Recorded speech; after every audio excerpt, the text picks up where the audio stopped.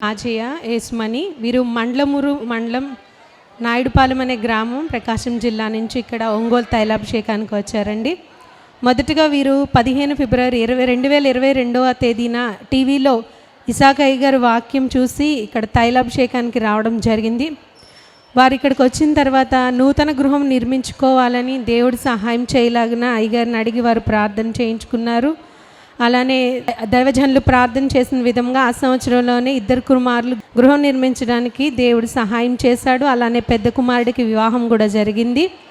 వారు తర్వాత సికింద్రాబాద్ వచ్చి ప్రార్థన చేయించుకున్నారు. ఇలా ఇల్లు కట్టడం, వివాహం జరగడం వెంటనే జరగడం వల్ల కొన్ని అప్పులు అయ్యాము, అప్పుల గురించి చింత ఉందని దైవజనులతో అడిగినప్పుడు దైవజనులు చెప్పారు, మీరు ఆ అప్పుల గురించి బాధపడొద్దు, మొదట మీ అబ్బాయికి పెళ్ళయిందన్నారు కదా, మీకు అబ్బాయి కావాలా అమ్మాయి కావాలా నీ కొడుక్కి అని అడిగారు దైవజనులు. అడిగినప్పుడు నాకు మనవడు కావాలని వారు అడిగినప్పుడు దైవజనులు నీకు దేవుడు మనవడిని ఇస్తున్నాడు, అలానే నీ అప్పులు కూడా దేవుడు తీర్చబోతున్నాడని వారికి ప్రార్థన చేసి పంపించారండి.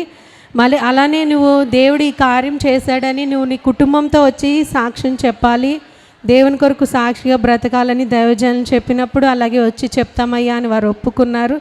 అయ్యగారు ప్రార్థన చేసి పంపించిన తర్వాత దేవుడు దైవజనులు ప్రార్థన ఆలకించి వారి పట్ల కృప చూపించి వారి కుమారుని అనుగ్రహించారండి. అంటే వారు కోరిన విధంగా దైవజనులు ప్రార్థన చేసిన విధంగా మనవడు పుట్టడం జరిగిందండి. మనవడు పుట్టాడు.